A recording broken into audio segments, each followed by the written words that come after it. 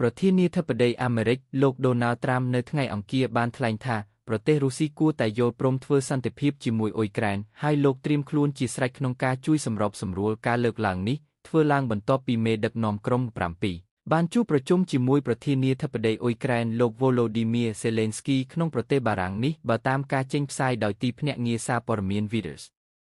លោកត្រាំបានធ្វើដំណើរមកដល់កិច្ចប្រជុំកំពូល7ក្នុងប្រទេសបារាំងជាមួយនឹងសមិទ្ធផលនៃកិច្ចព្រមព្រៀងបឋមដើម្បីបញ្ចប់សង្គ្រាមនៅអ៊ីរ៉ង់និងបានបង្វែរការយកចិត្តទុកដាក់សាជាថ្មីមកលើចំនួននៅអ៊ុយក្រែនដោយលោកបានហៅជំនួបជាមួយលោក Zelensky ថាមានភាពល្អប្រសើរខ្លាំងណាស់ក្នុងជំនួបនោះលោក Zelensky និងមេដឹកនាំអឺរ៉ុបបានព្យាយាមបញ្ចុះបញ្ចូលលោកត្រាំថាស្ថានភាពយោធារបស់អ៊ុយក្រែនកំពុងមានភាពល្អប្រសើរដែលទាមទារការគាំទ្របន្ថែមដើម្បីបង្កើតប្រៀបជាយុទ្ធសាស្ត្រសម្រាប់ការចរចាសន្តិភាពនាពេលខាងមុខ